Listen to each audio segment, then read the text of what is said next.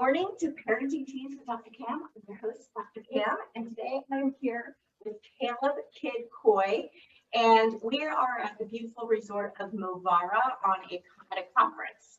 So that is why our room is very different. We're very far away, so just apologize for that. But Caleb, I want to get into your story because we don't have a whole lot of time, and Caleb has an amazing story. So do you want to just dig in? Sure, let's just dig in, Doc.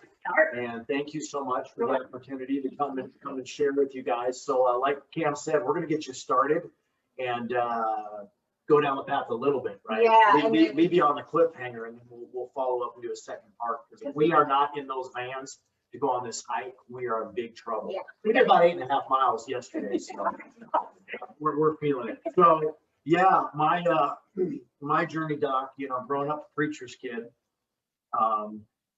relatively conservative parents, a lot of restrictiveness. So, there is this balance. And because I was a preacher's kid, right, my parents taught me a lot about faith, which I appreciate, but there was also the pressure of conformity. Yeah. And so as a teenager, it was the pressure to sit in, the front row when my dad was preaching. My mom was a worship leader. Yeah. And, put on this good little, preacher's kid to, by appearances, show that we're this perfect family. And yet, I'm off doing drugs and, living the party lifestyle, and nearly lost my life to meth as a teenager at 17.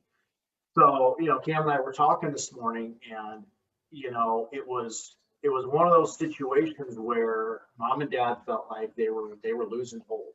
Yeah. And the more they felt like that was slipping away, the more, they would bear down, and that pressure, you have to do this. And of course, the harder they were on me, the more I rebelled. I remember by the time I was in high school, I was basically living in my friend's house, and just gone all the time. Completely pulled away. Yeah, and completely pulled away. But, so we were talking about the contrast, right? About, parents have to lead by example. And when we see our kids going down a path, or teenagers going down a path specifically, it's just like the desperation. Yeah, you start like cooking and putting in and reining in and putting rules and laws and laying down the law.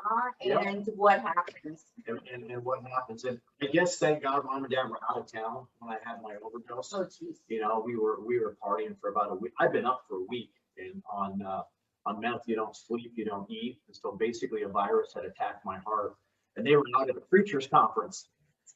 It's like, it's one of those situations. A little ironic. Yeah, a little bit ironic, but, looking back in retrospect and, realizing, okay, as a dad, I don't want to be that, parent.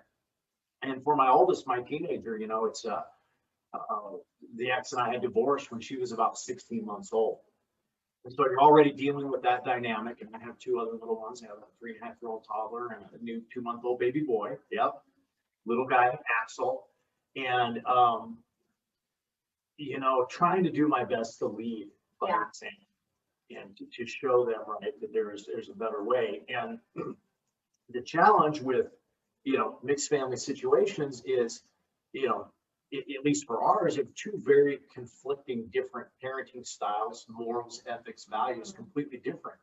And so when your kid is, spending more time with one parent than the other, obviously by natural law, right, they're going to conform more to the ideals, beliefs, behavior, ultimately of the other parent. Yeah. So, that's the challenge, because at times you feel like, you're loving from afar. Yeah. And so, for nearly 16 years, at times fighting tooth and nail to remain an active part of my daughter's life. And I was talking to Dr. Cam the other day about what my wife had said, because in the midst of your current wife, my current wife, we've been together over a decade, about, the situation and how hard I've tried, and yet at times you're just completely helpless. She said to me, Caleb, your oldest she'll always know, like, that you were never not there for her. Yeah. So that was the determination I made, Doc, was like, I'm going to tell her I love her. I'm going to be there for her. Yeah. And sometimes that meant driving 7 or 8 hours over a 12,000-foot mountain pass, winter storm, just so that I could spend a day with her at school. Yeah. Yeah, just to show up. And so these are the kind of sacrifices, but I just, I realize I am not going to not be present for them. So I feel like there's several things I want to just pull out from what you said, because this is like a very, full cycle that we've covered. And so I think some of the key points to really bring out is, first of all, preacher's son, everyone, it's all about appearances. It's all about looking like the right family. And there's so much restriction on what you're able to do with such high expectations, which I think all families have, because we want our kids to turn out well, but we're also very concerned of how our kids show. They're an extension of us. Correct. So there's value, we put worth in how they appear to others a lot. So what's happening though is they're restricting. And as I tell parents all the time, the more we restrict, out of fear, out of the right reasons, but the more we restrict, the more you push them. And so you were an extreme. Yes. I mean, you went from preacher son, really, really extreme to this end, to meth overdose. Yep. Really, really extreme overdose. And we're talking about a kid who was very, very shy until high school. And in high school, I came out of my shell, a big part of that being the rebellion, and got the nickname Crazy Coy. So, that's my last name. Let's just put it that way. I mean, that has not changed, but in a different way. Yes, in a different way. But here's the thing, I think a lot of people are going, wait, okay, so you had a meth overdose, but now you're about values and teaching your kids, even if it's from afar, about good values. So how did you go from meth overdose to good values? Like where is that transition? Yeah, it's like, and we were talking about this earlier, right? That I found my own way, I found my own faith, but as parents, right, we can't force our own belief systems into our children, right? Again, that's the whole leading by example. So for me, it was a very, very separate journey. It took me, nearly losing my life to get there, but that's how I'm trying to do it, right? That the way that I act, the way that I behave, and ultimately the way that we treat other people, right, is a reflection of our character. And so I think, we all don't think the same, we all don't believe the same, but your DNA as a parent is, obviously is physically instilled into your children, but they are going to take on, right, a lot of those thoughts and belief systems.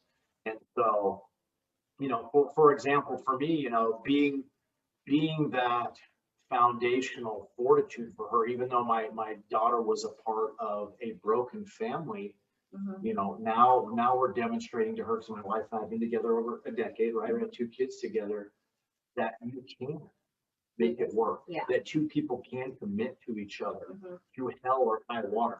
Yeah. And my wife and I, we've been through both. Yeah, sure. Multiple times over.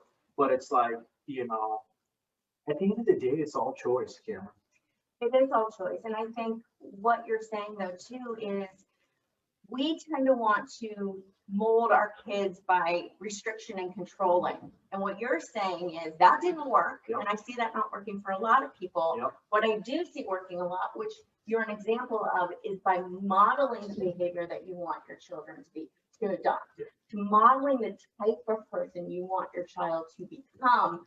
They are observing, they are pulling that out. So they may go their own route, but eventually if they've seen it over and over again. And so I know you were saying your hope with your daughter, who you aren't able to connect with as much as you would like by far. You're at least modeling that behavior to her. And so you're hoping through that.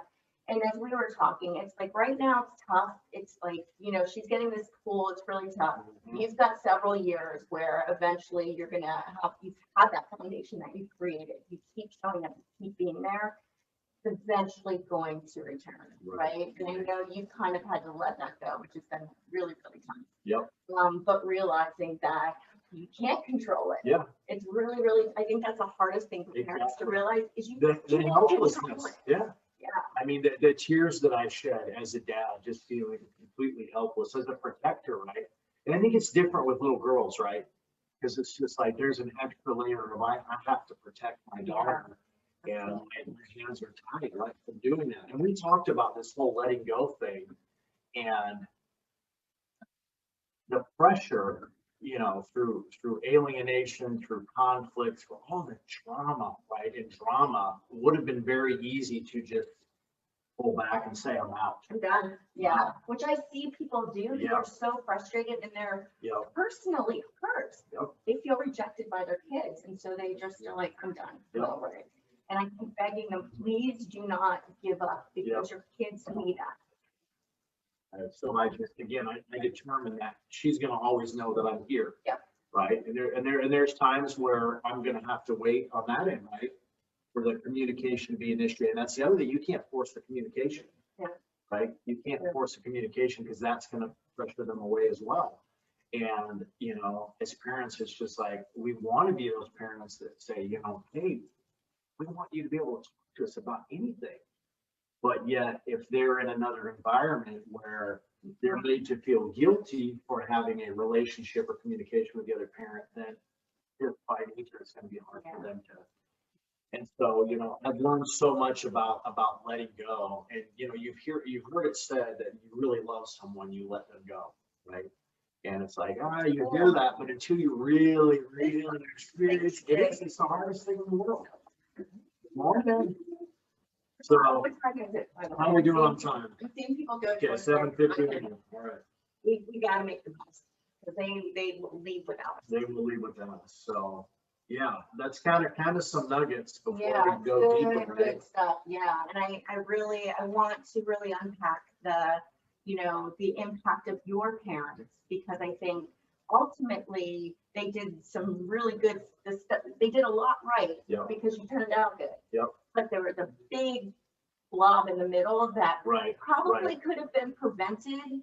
And that's what I want. I know a lot of parents are like, well, that's great, you turned out great, but I don't want my kids to have to overdose from that before doing Right. that. So how do we avoid that circle? Yep. And then unpacking your relationship and kind of that transition with your daughter on, that frustration, because I know way too many parents in that situation that just feel out of control with other spouse and other family and just. So we're gonna go, because we have to get ready. Oh, and I was just gonna say So one more thing real one more quick, thing. because my parents for 25 years were marriage and family. And so part of the example is the fact that, they stayed together, they're together today. So that DNA made me realize that this is possible. It is. And I watched them counsel people that seemed completely hopeless, right? Mhm. Completely hopeless. But if both parties were willing to make a choice, and I think this just doesn't go for couples, it goes for, parents, Mhm. father, daughter, mother, son, vice versa. That if you're willing, right, to make the choice to communicate, work your way through it, that the relationship can be restored. But that was the other aspect, right? It's just like, I realized it may not be till adulthood that my daughter and I can have the relationship that I really want. But you're laying the foundation Yeah. so that you can have that. And that is really, really important to have. Okay,